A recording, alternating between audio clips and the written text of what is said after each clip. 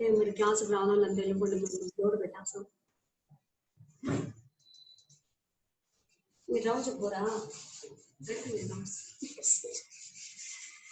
ఇది పెద్ద కష్టంగా ఉంది మహేష్ చుట్టి ఉంది టాపిక్ నేనే తీసుకున్నాను అనవసరంగా సార్ ఏదో టాపిక్ తీసుకుంటే ఏదో ఒకటి ఏంటి సార్ అంటే అది చెప్పండి అన్నట్టు గమ్మున చిన్నవి ఏమైనా తీసుకుంటే బాగుంది ఎంత ఉంది ఇది వస్తూనే ఉంది గుడ్ మార్నింగ్ మేడం ఎవరు అక్కడ ఏమి ఆడియో వీడియో ఏంది దీని ఇచ్చి దీనికోసం ఏమయ్యారు పిల్లలు వచ్చేసారా ఎంత ఎన్ని ఎంఎల్ అండి రాయిపోయా అయితే ఎంత ఎంఎల్ అది చూడు ఎంఎల్ అండి 1 minute ఆఫ్ చేయమని ఆడి ఎన్ని ఎంఎల్ రాయి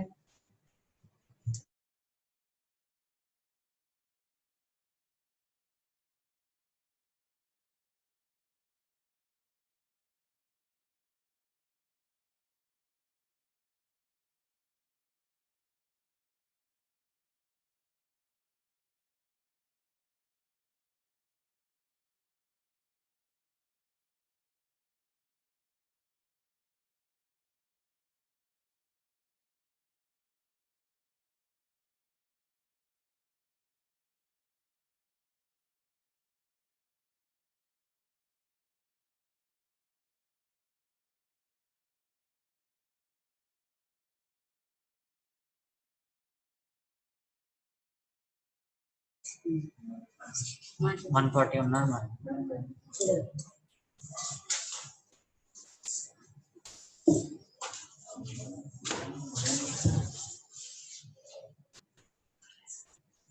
ఎవరు మన voice Pavan Pavan hi good morning మనం అన్మ్యూట్ చేస్తామా hello hello yes madam who is talking Pawan hello yes madam you introduce yourself hello hello all of you on your audios first who is on the line now Pawan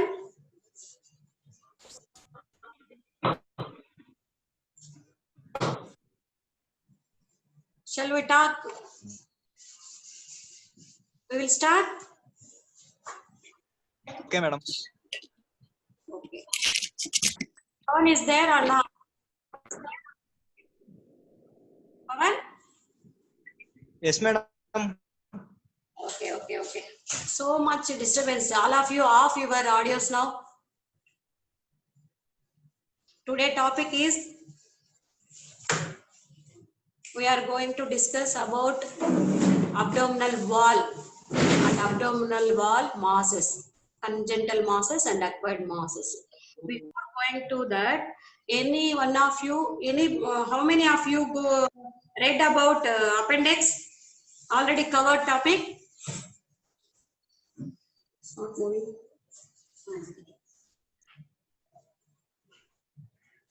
Pawan you read about appendix chapter anything you yes missed madam anything you missed in that class ఎవరైనా పవన్ సాయి నరసింహ ఓహో అందుకనే what the things you missed in the last class in the appendicectomy class appendicitis class anybody what is interval appendicectomy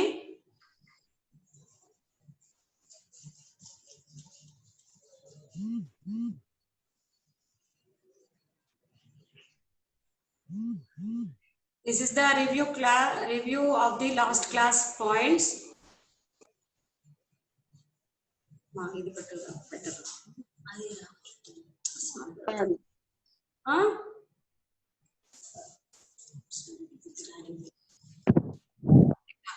Appendix. What is Auschner sterile regime? Any one of you? Anybody? Please read out. Are you able to see the screen? Haripriya? Yes, madam. Visible, madam. Appendicectomy. In which conditions you are following that? We didn't talk about that interval appendicectomy in the last class. After appendicular mass and appendicular abscess, we didn't, while treating that mass and appendicular abscess, we are not going to plan for appendicectomy. We just give the conservative treatment after resolving the mass and after complete drainage of the pus, we will go plan for appendicectomy. That is within after 4 to 6 weeks of time, we will leave the appendix and subside all the infection with the antibiotics, broad spectrum antibiotic coverage. Then in the elective procedure, as an elective procedure, we plan for appendicectomy. That is the interval appendicectomy. This is the conservative. You see, all of you, the spelling is very important. Auschner sterile regime. This is the conservative treatment for the appendicectomy. And this Alvarado score, Mantle score. Okay. What is the knot you are using for the appendicectomy? While doing laparoscopic appendicectomy, while fixing the base of the appendix, knot, name of the knot.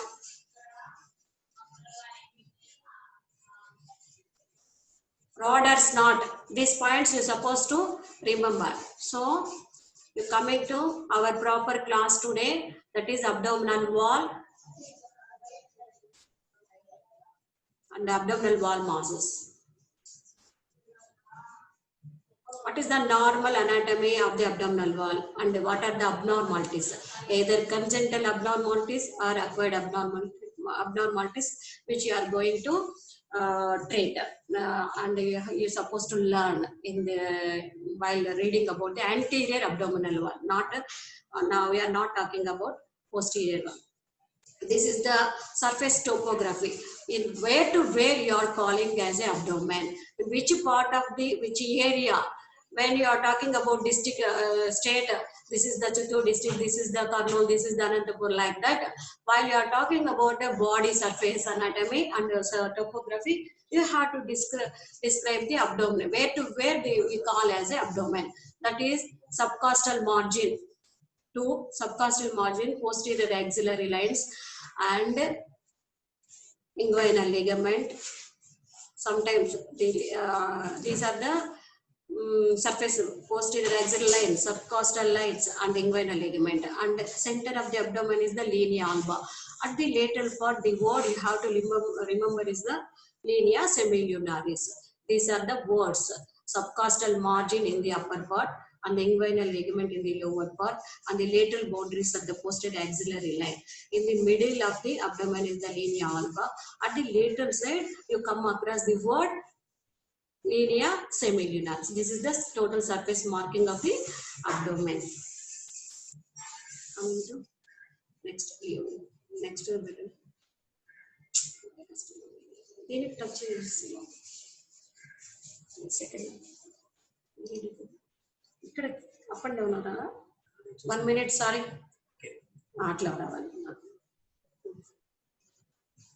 Next.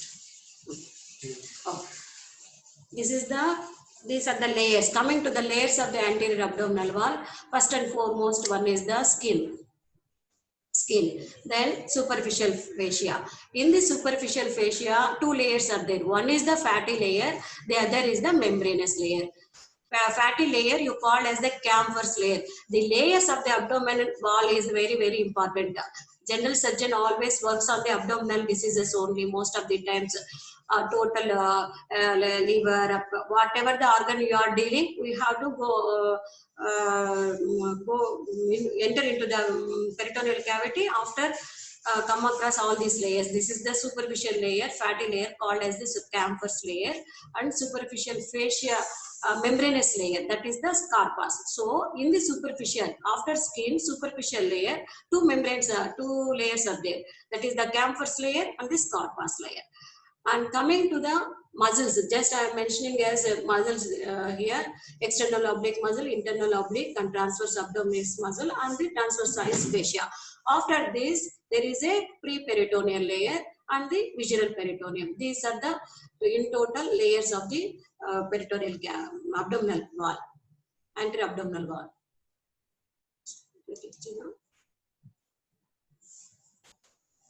Here, see this picture showing that where the layers are fusing. This is the external oblique muscle, external oblique muscle, and this is the aponeurosis of the external oblique, and this is the membranous layer of the scarpa, superficial layer of the abdomen. All these, some layers go into the penile region, some layers go into the perineal region, and the few layers are fuses with the thigh.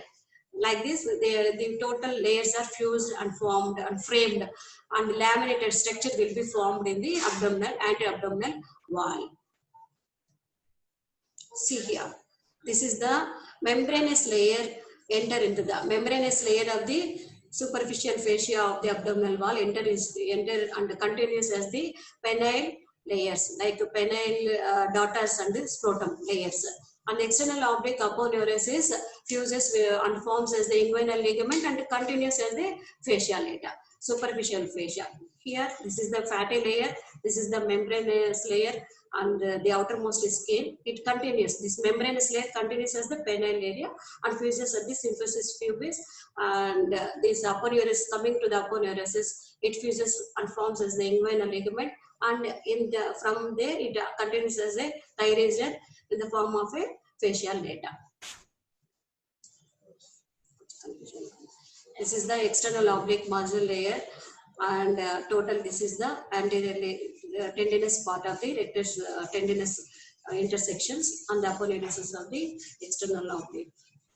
See here, the external oblique muscle and the aponeurosis of the external oblique. It forms as the inguinal ligament, and in the external oblique aponeurosis, there is a medial crust and the lateral crust. Both are forming the superficial inguinal ligament. These few fibers enter into the form the pubic tubercle and the pectineal line. They form as a lacunar ligament and inguinal ligament. This is the inguinal ligament. From the inguinal ligament and the lateral rectus, few fibers attached to the pubic tubercle and the rami. This forms the lacunar ligament.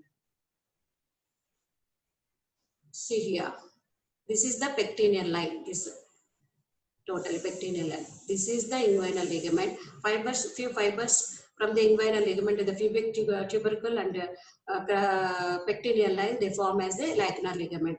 From here, they continue as a pectineal ligament to the brim of the pelvis. This is the other name is the Kupfer's ligament or pectineal ligament. This is internal oblique muscle, transverse abdominis. But you have to learn.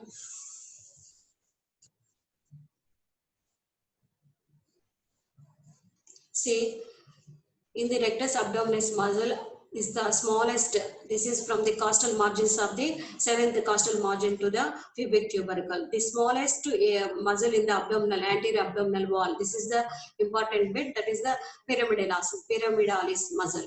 And the external rectus muscle in the lateral side, the internal oblique, arcuate line of the sheath where the anterior and the posterior sheath of the rectus sheath, rectus muscle is, and anterior external oblique aponeurosis fuses and forms the arcuate line. This is the landmark just below the umbilicus in the anterior abdominal wall. This is the landmark of upper abdomen and lower abdomen, where the only rectus sheath is, only anterior layer is there and the posterior layer is absent from here below the arcuate line. That is the importance of the arcuate line.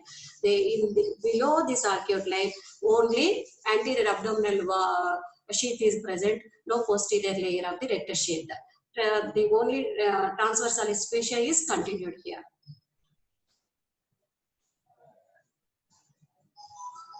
Comparison of the upper midline and here the tabular column showing that this where the what is the variation of the upper abdominal and lower abdominal. That is the linea alba is well developed above the umbilicus and the linea alba is poorly developed in the lower abdomen and right and left recti well separated in the upper abdominal part and right and left recti closely packed and not separated in the lower abdomen and the anterior and posterior layers of the sheath are present in the upper abdominal layer and only anterior layer is present in the lower abdominal layer and aponeurosis of the external oblique is weak and absent in the upper abdomen.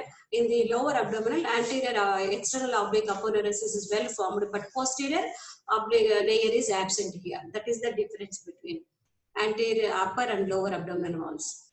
This is the superficial. When you are talking about the brief arterial supply of the anterior abdominal wall, superficial circumflex iliac, superficial epigastric vessels, and external pudendal, all these are branches of the femoral artery. They supply the lower abdominal wall. Coming to the deep arteries, the intercostal arteries and the internal thoracic arteries and the superficial superior epigastric is different and superficial epigastric vessels are different. Superior epigastric, inferior. Superior supplies the upper part of the abdomen and inferior epigastric supplies the lower part of the abdomen. And from the femoral, superficial circumflex iliac, superficial external pudendal, all those are from the femoral artery only. All these are deep arterial system, intercostal, internal thoracic and superior epigastric and inferior epigastric and deep circumflex iliac and musculo-pelvic arteries and superficial circumflex. The vessels of anterior abdominal wall. See here, external oblique perforators. These are the very troublesome vessels which when you are doing the surgeries on the anterior abdominal wall, the perforators are very important. While operating the incisional hernias, ventral hernias, when the perforators are damaged, the vascularity of that muscle part, that the surroundings are necrosed. So perforators are always you have to secure and ligate properly. Otherwise, profuse bleeding also gives trouble to while operating the incisional hernias. And superficial, this is the superior epigastric. The upper part of the abdomen supplied by the superior epigastric. Then coming to the deep circumflex iliac vessels. This one is the deep circumflex iliac vessels and deep inferior epigastric vessels and superficial circumflex iliac vessels. These are superficial ones. These are superficial, inferior, superficial. Coming to the lymphatics, some deep lymphatics where you have to drain the drainage of the deep lymphatics and superficial. Deep ones are the internal mammary lymph nodes and axillary lymph nodes and porta hepatis lymph nodes and aortic, para-aortic lymph nodes and deep femoral lymph nodes. All these are deep lymphatics of the abdominal wall. Coming to superficial lymphatics, these are the supraclavicular lymph nodes and infraclavicular lymph nodes and pectoral major minor lymphatics and axillary lymphatics and pectoral lymph nodes and subcapsular, the posterior part, subcapsular lymph nodes and superficial inguinal. These are superficial lymphatic drainage. These ones are the deep lymphatic drainage of the total abdominal wall. Then coming to the brief about the innervation of the nerve innervation of the anterior abdominal wall is from the gyphoid process to the symphysis pubis. Total you have to mind that T7 to T12. Blindly you have to T7 to T12. At the level of umbilicus is the T10 and T7 to T12. And the lower part of the abdominal wall is supplied most of the time by the L1 root level. That is the iliohypogastric and ilioinguinal.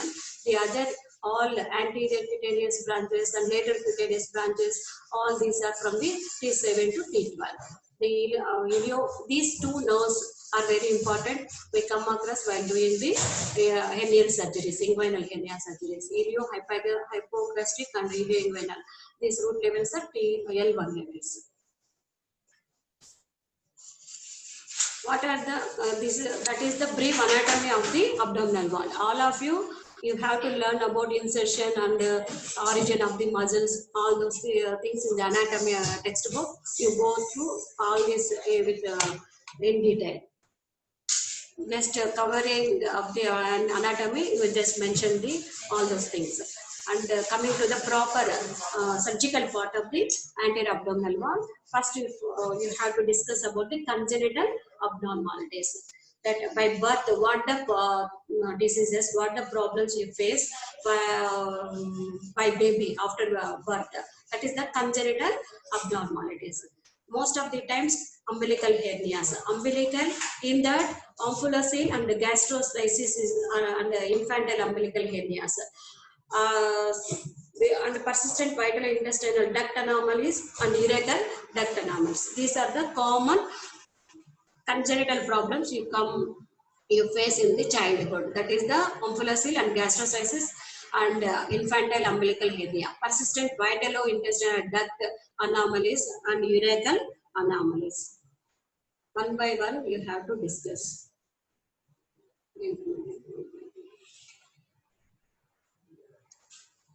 This is the picture showing the omphalocele. All of you must remember that this is the short note for the exam. This is the funnel-shaped defect in the central abdomen through which the viscera comes out. And there is no skin covering, only peritoneum and amniotic layer is present. 50 to 60% of babies with omphalocele has associated with congenital organ defects. Anomalies are there, mostly heart problems.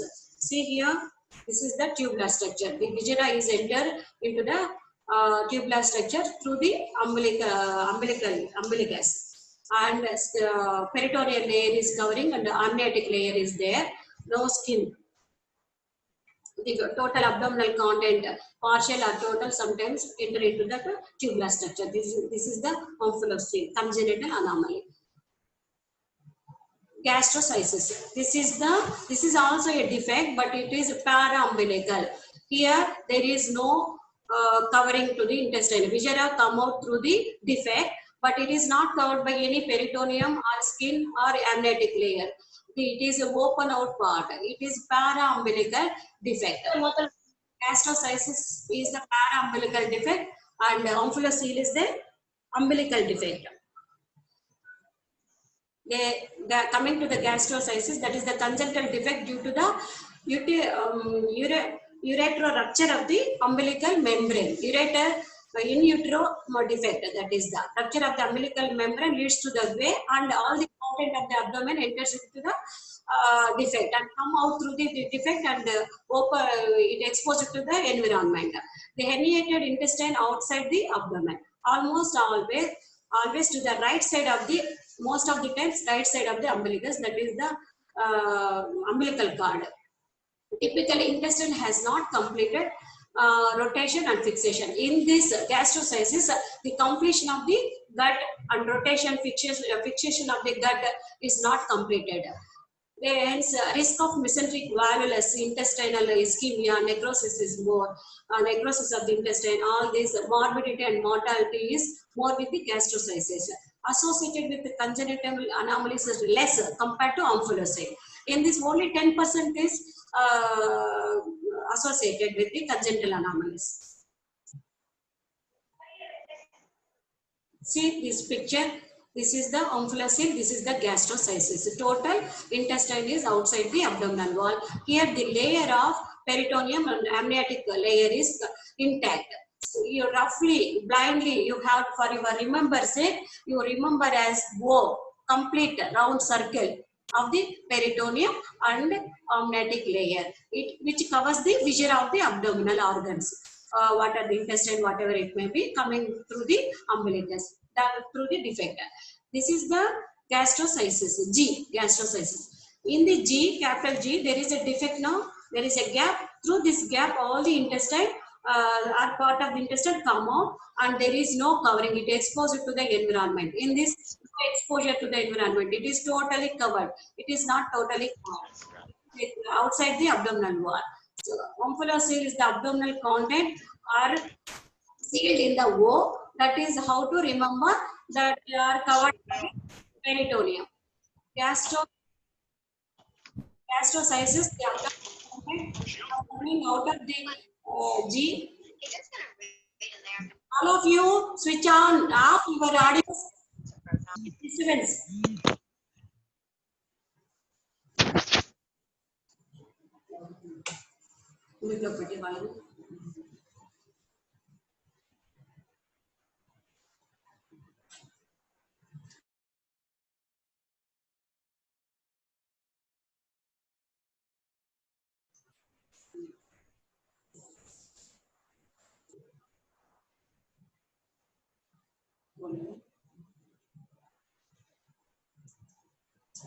See this one. Are you able to hear, Pawan?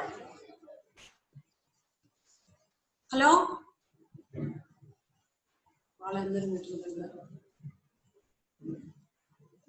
Hello?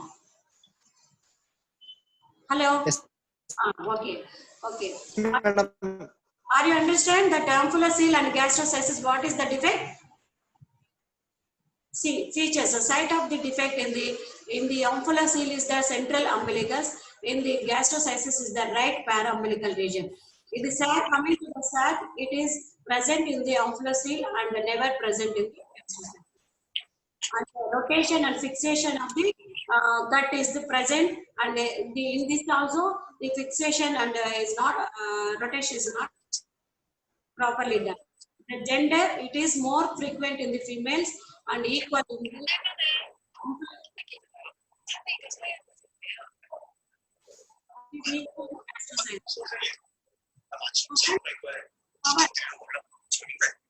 all of you switch off the audios.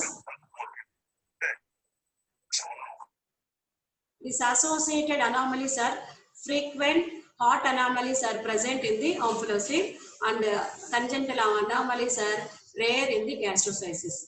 And intestinal atresia, it is a blind complete closure of the lumen of the intestine. That is, atresia is rare in the omphalocele, and up to 10% is present in the gastroschisis. This is the details of the both congenital anomalies of the anterior abdominal wall, especially in the children.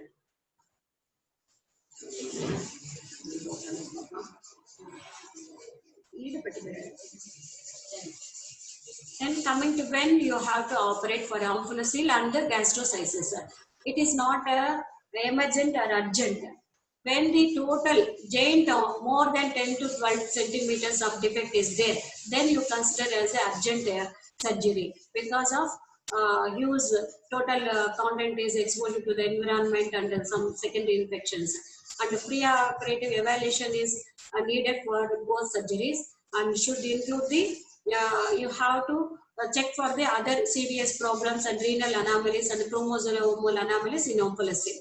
And in gastroschisis also it is emergent only because there is no covering on the content. Visceral abdominal viscera is outside of the abdominal wall, anterior abdominal wall. It is more exposed, and ischemia changes and necrotic changes and morbidity, mortality is more. So you interfere early compared to omphalocele in gastroschisis. And dehydrating status and volume replacement and sometimes lung volume, all these I have to evaluate and post the case. And electrolyte imbalance and acid base balance is maintained in the gastroschisis because this is a total viscera is outside and more morbidity.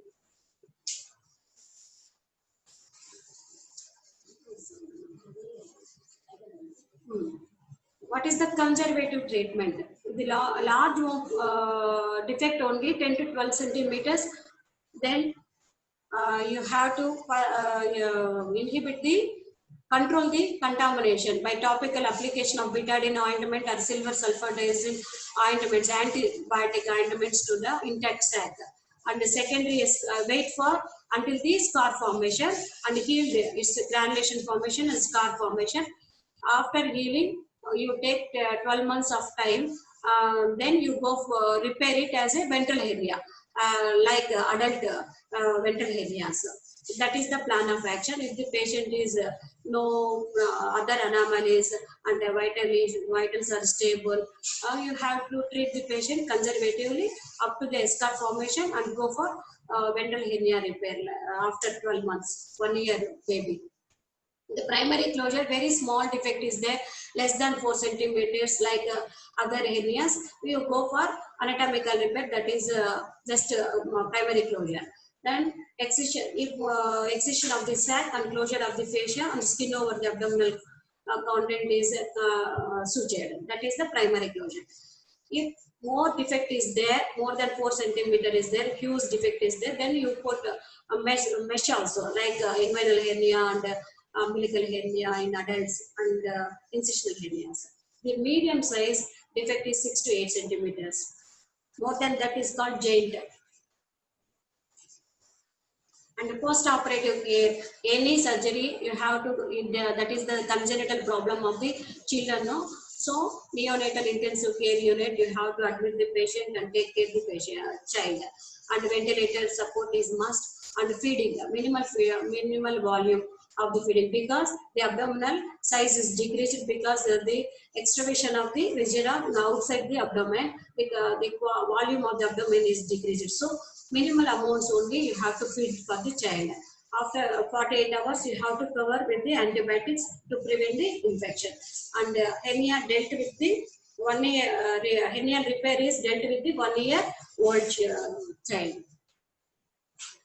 Coming to gastroschisis, this is the primary closure one, and staged closure, the other type of surgeries you have to follow. If bowel is easily reducible, defect is very small, then you have to go for primary closure. You have to reduce the viscera into the abdominal wall and close as the layer by layer the anti-abdominal wall defect. If it is a huge defect is there, then you plan for 2 or 3 sitting, 2 sitting stages of the follow 2 sittings. That is, you have to silo fascinating and sac excision is one, and you have to increase the abdominal wall cavity volume and then reduce the viscera into the abdominal wall. Then again you plan for same as a mesh surgery. That is the silus vein to the rectus sheath and full thickness abdominal wall closure. For all this, you have to say neonatal intensive care unit feeding of. In this, the large the bowel is totally entered into the abdominal wall, so feeding is delayed. Otherwise, recurrence, sometimes burst abdomen, all these are complicated. The children may not tolerate. And oral stimulators and suckling reflex until you have to wait for all the reflexes are developed. And broad spectrum antibiotics you have to give for the patient.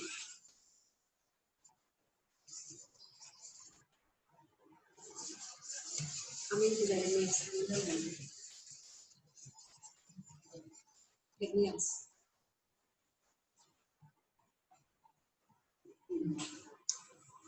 Next.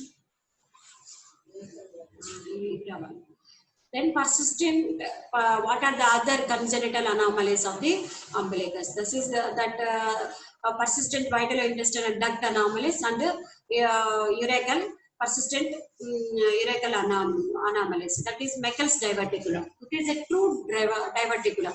What is meant by true diverticulum? All layers of the intestine, small intestinal layers, 3 layers are present, mucosa, submucosa and serosal layers are there, then you call it as a true diverticulum. There is you have to follow and remember the rule of 2. That is 2% of population is affected with the Meckel's diverticulum, and it is the length is 2 inches in length, and it is away 2 feet away from the IC junction. It is 2 feet away from the IC junction. And 2 types of mucosa.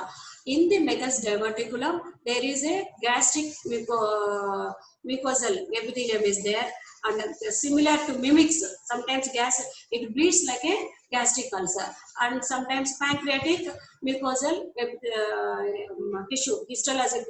When you are comparing the histopathology, the true Meckel's diverticulum is mimicking the gastric histopathology and pancreatic histopathology. Two types of mucosa, both mucosa is present. That is the rule of two. Risk of GI, gastrointestinal bleed due to peptic ulceration. So it bleeds like a profuse bleed. It mimics like peptic ulcer bleeding. And gives the melena. And risk of obstruction to the due to valvulus or intussusception. A very small mouth of the diverticulum is there, then it may turn and it leads to the valvulus or intussusception, and leads to surgery, which causes the ischemia and bowel gangrene sometimes.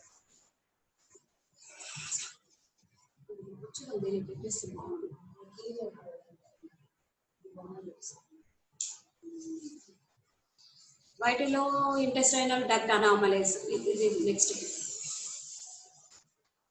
Persistent uritis abnormality. See here, people who is complaining of umbilical discharge, foul smelling, itching, and ulceration, and painful inflammatory signs are present. This is because of persistent uritis, and it leads to the infection. And unhygienic practices, it leads to infection and giving trouble to the patient. That is, you see this picture, the bladder and communicate to the umbilicus. This is the persistent uritis leading to the infection. It may sometimes remain as a cyst and sometimes as a umbilical urethral cyst, and sinus is formed, and this infection lead to the foul discharge, and infected secondary infection lead to the itching. These are the complications of the persistent uritis. And vesico-urethral diverticulum. Sometimes from the bladder to the umbilicus, some diverticular type of the anomaly is formed. It gives to the urinary infections and sometimes discharge through the umbilicus, and all complications. Patient come with the discharge through the umbilicus. When you are dealing with the umbilical infections, then you rule out that any persistent uritis, any communication to the bladder, you have to rule out by investigations like a CT scan and sometimes contrast also.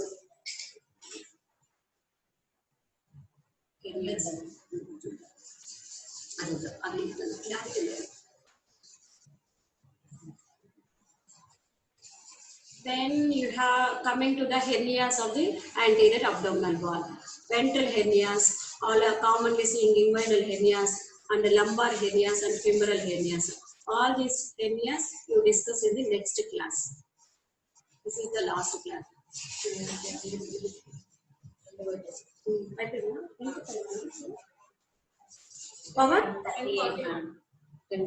Pawan? Yes, madam. Total disturbance now, are you understand? I understand, madam.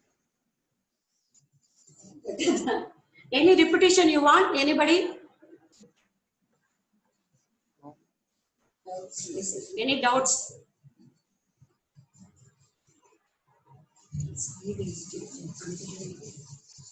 Okay? Pavan? Yes, madam. Okay, shall I stop the class? Next class we will discuss about hernias. Okay, madam.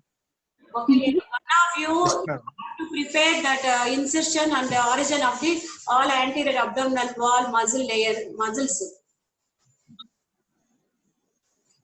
Alright, madam. Okay. Next class we will discuss about hernias. Today it is a little difficult to this class monitor all those. Stop. Okay.